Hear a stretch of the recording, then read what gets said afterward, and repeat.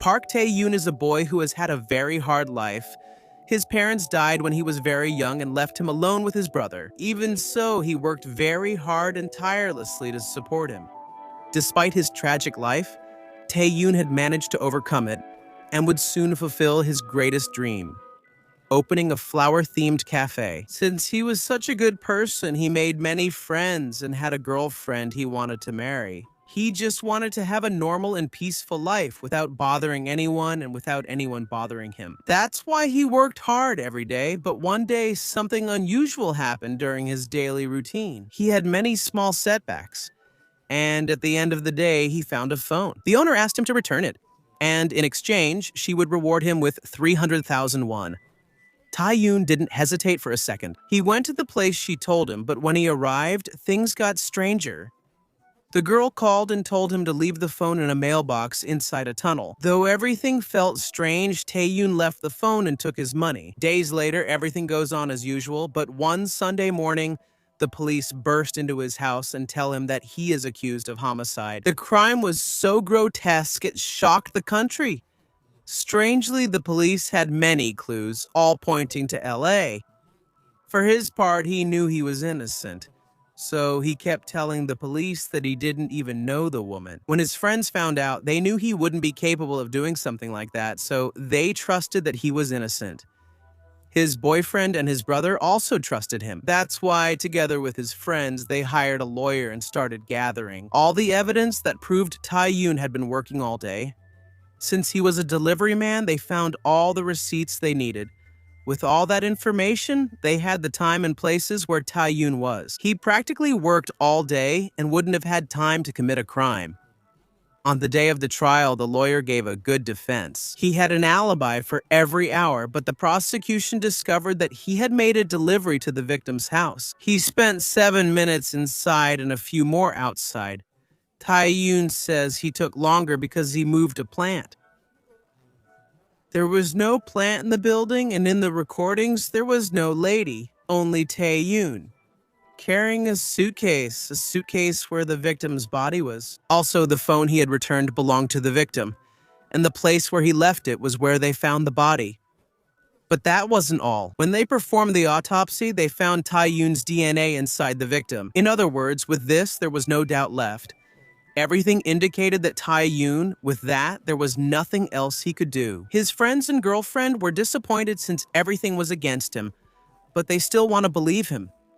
However, his girlfriend asks where his bracelet is. If he wasn't the culprit, it means he should have the original bracelet and not the one they found.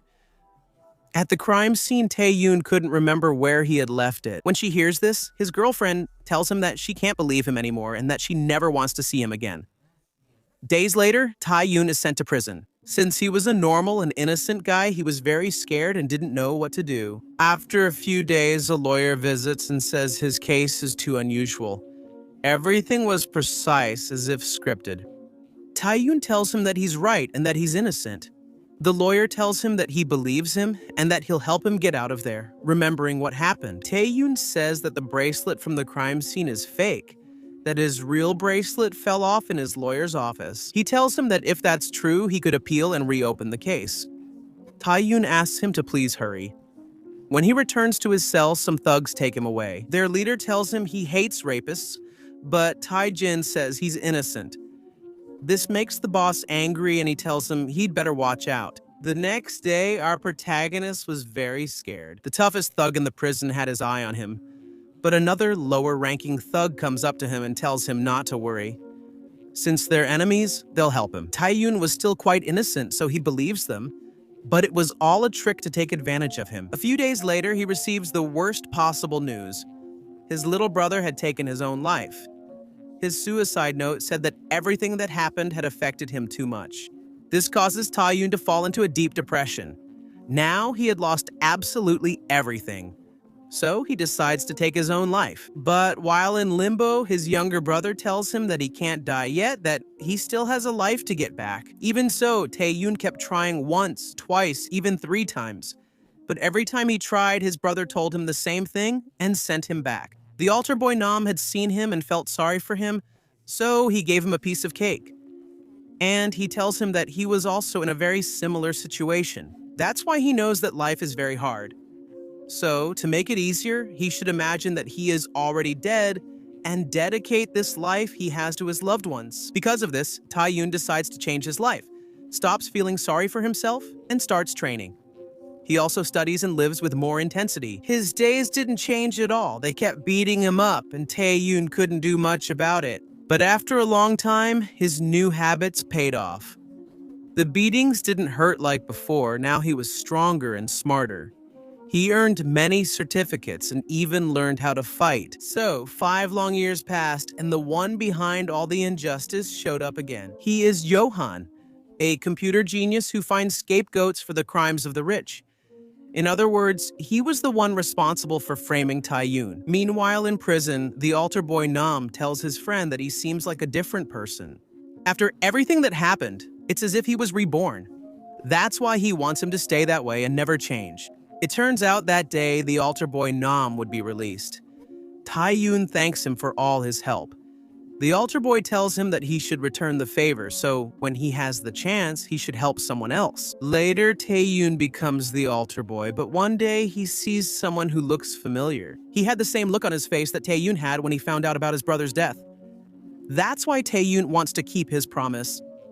The boy keeps telling him over and over that he's innocent, that he's just a delivery boy who was framed. When he tells him his story, it was exactly the same story as Tae-yoon's, especially when he goes into more detail. Everything was the same. It was exactly the same pattern they used with Tae-yoon.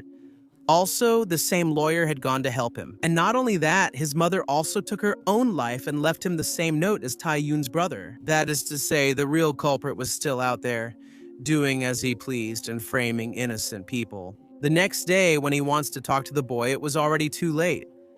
He had taken his own life using the pages of the Bible that Tae-yoon had given him. Later, Tae-yoon calls the lawyer and says he knows everything and has discovered the lawyer is colluding with those who framed him. And the lawyer laughs and tells him that he's right, that his suspicions are true, but there's nothing he can do, so he suggests he do himself a favor. It would be better for everyone if he ended his life like the others who were framed. Tae-yoon says he will kill him no matter what. After this revelation, Tae-yoon finds a new motivation to live. Now he wants to find the real culprit and make him pay. At night, we see that Johan made his clients pay him with works of art, so he avoided letting them know that he was behind everything. It turns out that he was the director of one of the most important companies in the country. What he did on the side wasn't for money, but for fun. The people he worked with were psychopaths, just like him. They enjoyed killing people. Back in the prison, the thug wanted to beat up Tae-yoon as always, but this time he didn't have time for his nonsense. So he got tired of being nice and beat them all up. When he was done, he told the boss of the thugs that they wouldn't mess with him again. At the same time, we see that the altar boy had a daughter. She was very happy, but also resentful towards him, which is why every time she went to see him, she only stole money from them. When she leaves, the priest arrives and tells him that Tae-yoon left the church and even got into a fight with several prisoners. The priest was very worried about that. He asked altar boy Nam to go see him in prison. Everything was very tense because Tae-yoon had beaten them up. The thugs were no longer as intimidating. That's why the leader of the thugs starts beating up one of the prisoners to show them that he's still very dangerous. Then a guard arrives to take the thug to see the mayor. It turns out they were partners. That's why he tells him he can't kill anyone, like he did recently. The boy killed himself with the Bible, caused a scandal, so no one can die until things calm down. At the same time, the altar boy arrives. Nam tells Tae-yoon he's worried, but Tae-yoon says it's not what Nam thinks. Now he found a new motivation to live, so he confesses that he plans to escape. The next day, Tae-yoon starts planning his escape. For it to work, he must calculate everything precisely. If he's even a minute late, it will fail. That night, a new cellmate arrives. He was sent by the thugs. His technique was to attack by surprise, but Tae-yoon was already expecting something like that. So he manages to defeat him, and the next day, the two seem like friends. Tae-yoon knew the thug leader wouldn't give up, so he went to provoke him. He tells him that he's a hypocrite since he found out that he was in prison for abusing his own sister. When he hears this, the thug goes crazy and starts beating him up. This makes the guards take him to a punishment cell. With the thug locked up, Tae-yoon could fully focus on his plan. He prepared everything until the big day finally arrived. But that day, the inmates were also going to get vaccinated, and the doctor who was going to do it was one of Johan's workers. He went to the prison just to eliminate Tae-yoon, although Tae-yoon already had his own plans. While fixing an officer's car, he sneaks away to make a key. When he returns, the officer gives him a hamburger and sends him to get vaccinated, but another guard saves him and tells him he won't do it because he has a very important fight and he needs to be healthy to win. Tae-yoon didn't have any time to waste, so he tells them to hurry up when they take him to the ring. He finishes off his opponent with just 2 punches, but Officer Jan had brought the doctor to him because he saw that he hadn't been vaccinated. How would he escape that day? He tells the doctor to hurry up, then starts with his plan. Everything was going just as he had calculated, but suddenly he starts to feel very weak. Even so, he had no choice but to keep going. When he gets to the door, he faints.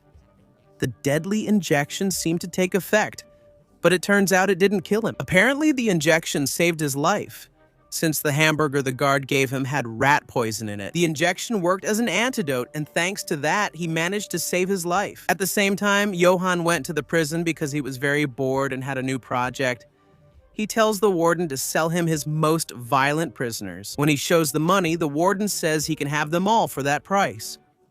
That night, the thug gathers his henchmen and heads to the infirmary. To finish off Tae-yoon, Sergeant Jan had noticed all of this, so he wants to help him. But the inmates tell him he'd better leave because that night no one will be able to stop their boss. For his part, Tae-yoon was still weak, but even so, he managed to defend himself.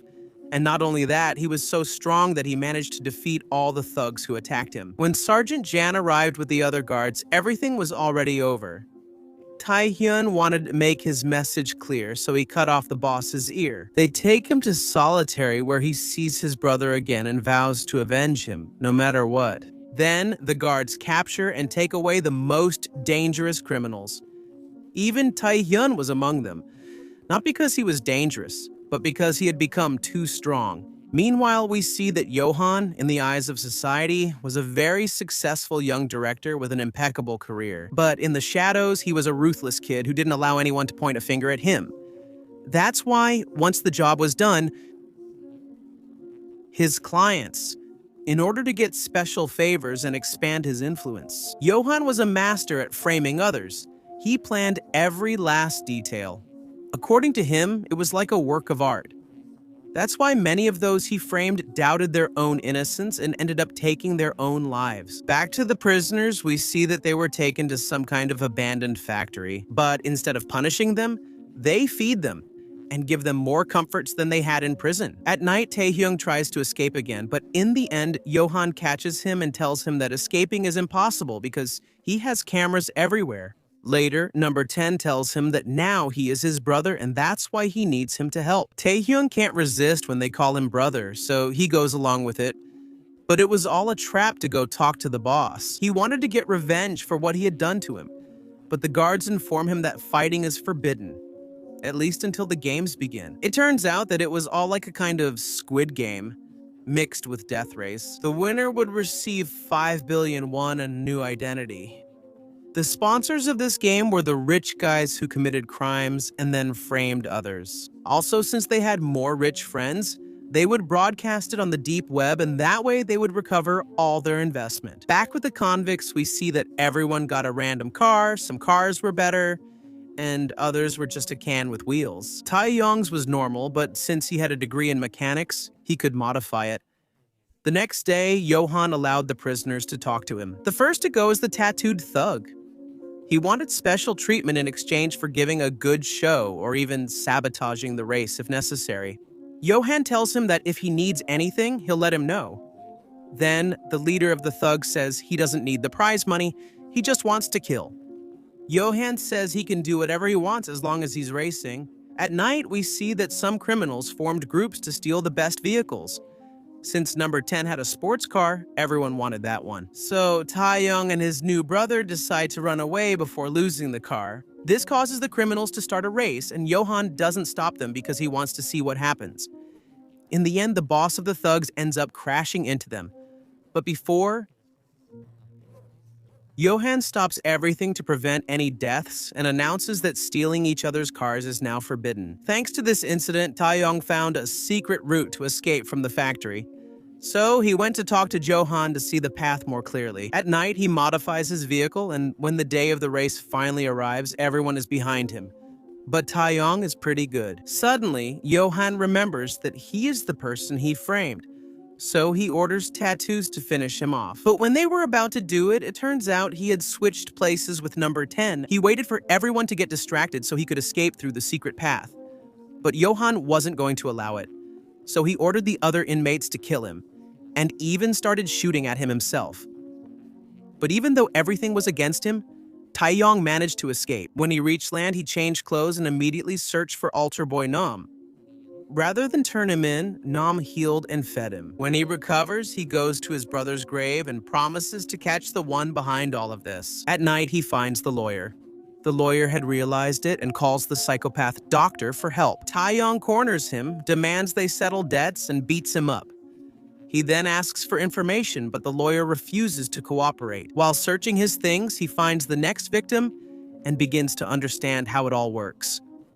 Before the lawyer can speak, the doctor arrives and fights Taeyong, our strong protagonist. The doctor throws a grenade hoping to finish him off, but the only one he ends up killing is the lawyer. Taeyong manages to get out alive and the doctor ends up badly injured.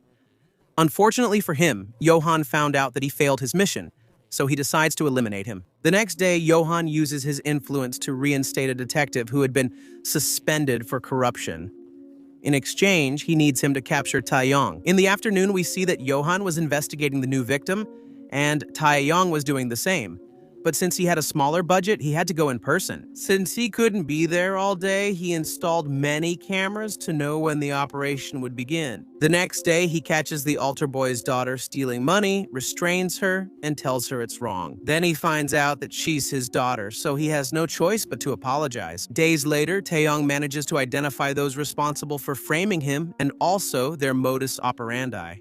Now, when the day comes that they're planning to frame the hairdresser, Taeyong is ready. That day, they left the cell phone with the lady at the hair salon. That day, they would frame her for a crime she didn't commit. But Taeyong gets ahead and steals the phone that had all the evidence. At night, he calls the people in charge of the scam and offers to return the phone in exchange for a lot of money. They agree and arrange an exchange. When they get the phone back, Taeyong follows them to find their secret hideout. When he arrives, he discovers the place is an evidence factory extracting DNA from the same trash. Taeyong records it all, but the altar boy Nam calls him and tells him he has to go protect the hairdresser. Taeyong hurries and knocks out a few people to get there faster. When he gets to the hair salon, the assassin almost takes the hairdresser's life. Even though Taeyong was very strong, the woman was an expert killer. Fortunately, the altar boy Nam arrives just in time to save them. Meanwhile, Johan gets an unexpected visit from an assemblyman. His son committed the crime for which Taeyong was blamed. If he was alive and also free, it means he didn't do a good job. That's why he tells him that he must eliminate him or return his money. Later, Taeyong takes the hairdresser and her daughter to the altar boy's house, where he tells them the whole truth. Since they were in danger, Yubin lends them his house so they can stay while they find somewhere to hide. When he got home, altar boy Nam was happy because their experiences finally let him talk to his daughter and give her his number. Taeyong doesn't understand why he's so happy, but Nam tells him that he took something very important from her, and that's why he never thought she would forgive him one day. On the news, they see that they had found another replacement for the hairdresser. In other words, Johan had several backup plans. When Taeyong arrives at the testing site, he finds everyone lifeless. Apparently, Johan really was a madman who didn't feel the slightest bit of remorse. All of this just seemed very amusing to him. So, to make it more fun, he reveals to Taeyong who the real culprit of his crime is. Also, as an extra bonus, he gives him their location. For his part, the detective kept looking for Taeyong, so he questioned his friends to see if they knew anything. But despite everything, they still believed in Taeyong's innocence. Suddenly, he calls Officer John and tells him that he will soon find the real culprit. The detective realized that he was at a terminal, but it was all a trap to distract them. Meanwhile, the real criminal was with his friend, a trafficker with whom he had invested a lot of money. The altar boy was very worried about Taeyong since he left without telling them anything. His daughter helps him track his phone, and that's how they realize he's in Busan. Johan, on the other hand, had his own problems. His family wanted the company his parents had built, so they kept asking him to divide the assets. This bothers Johan a lot, so he orders his maid to get rid of them. Here we find out that his maid is actually his biological mother, and that Johan burned her eyes with mercury so she would never leave his side. She interpreted this as an act of love. That's why, she proved, it didn't matter who she had to hurt. At night, the spoiled brat repeated his old tricks. He went out partying, and Taeyong wanted to take advantage of this to catch him. But his friend was already waiting for him. It was all a trap to capture him. Even so, Taeyong asks him if he feels guilty for what he did.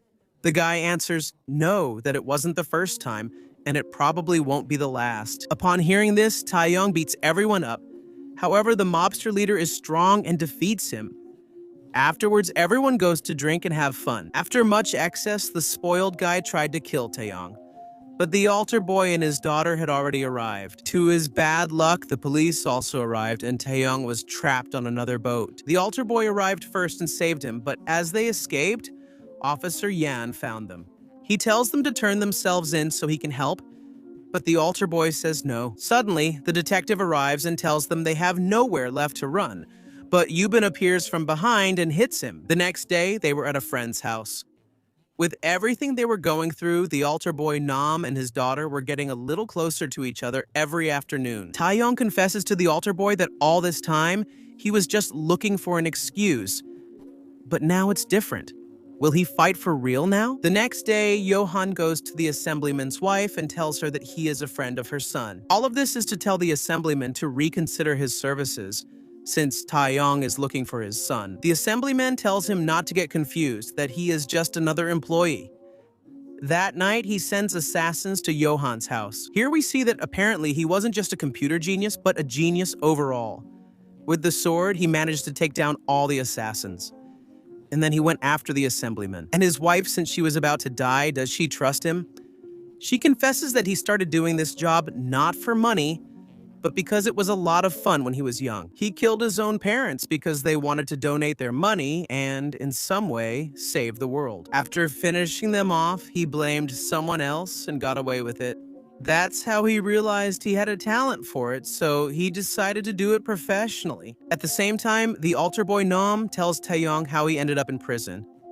Apparently it was him, and he left a cigarette lit in his house. That caused a big fire, a fire in which his wife lost her life. When he tried to go in to save his wife, he froze.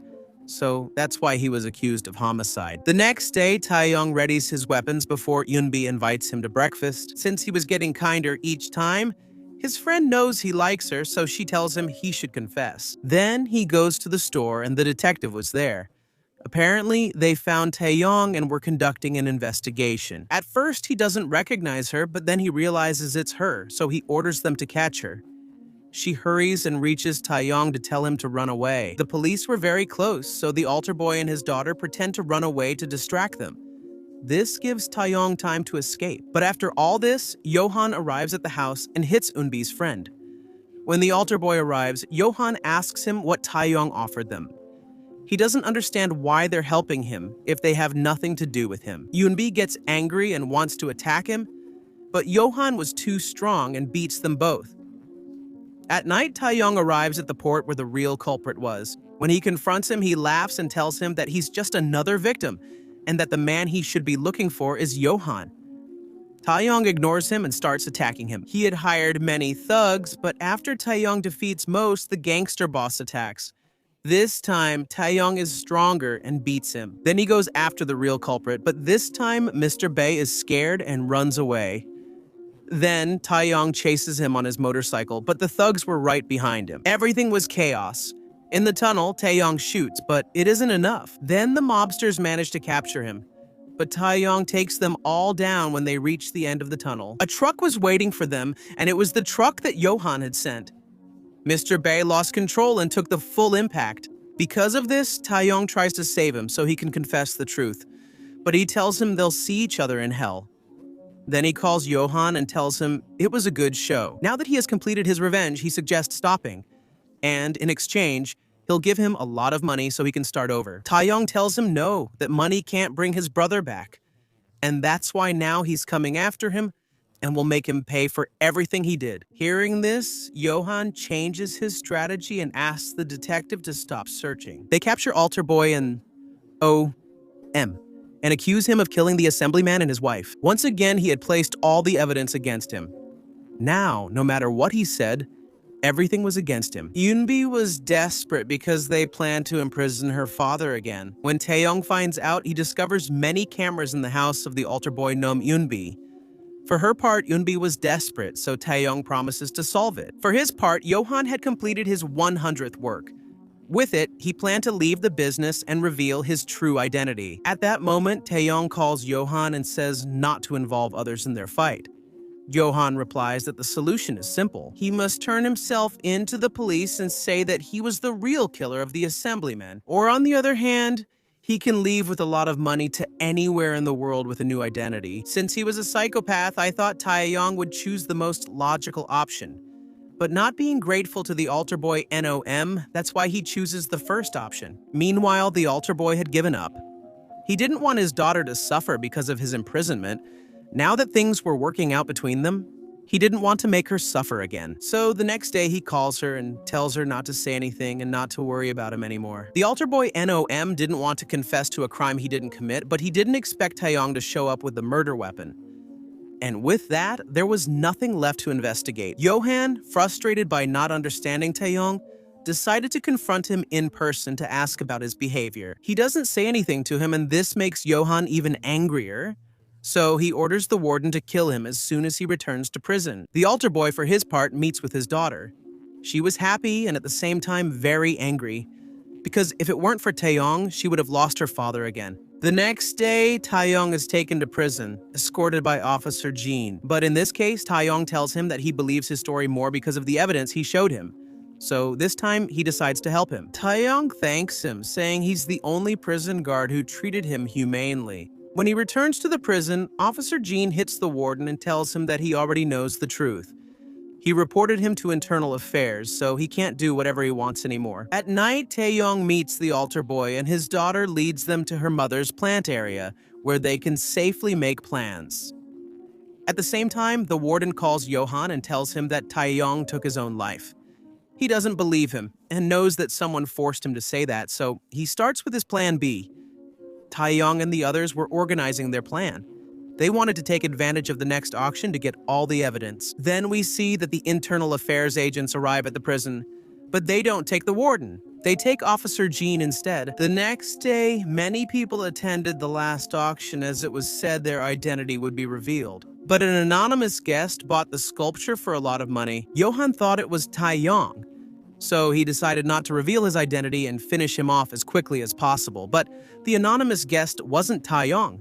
It was Mr. Bay. He was apparently still alive, and after Johan killed his parents, joined Taeyong to get revenge. But this was just a distraction. Taeyong knew he wouldn't last long locked up, so he had to gather all the evidence quickly. But Johan already had a plan. He was moving all his artwork to his secret hideout. Taeyong, with the help of his friends, manages to infiltrate. Johan, for his part, ordered the release of the thug from prison. He attacked the police station where he was being held and eliminated all the police officers. That way, they couldn't be connected. Johan tells the thug that he'll give him whatever he wants, but once again, he says he doesn't want his money. He just wants to take down Taeyong. Later, Johan goes to the hospital and kills him. Meanwhile, the Chinese assassin searches for altar boy Nom and his daughter. Upon finding them, Nom is severely injured. Yoonbi tried to confront her but was no match. Meanwhile, Johan calls Taeyong to arrange their final fight. He was stealing the evidence he needed, but the thug was waiting for him outside. He gathered all his henchmen and the final battle began. Taeyong took them all down, but the thug seemed to have trained for that moment because he gave Taeyong a lot of trouble.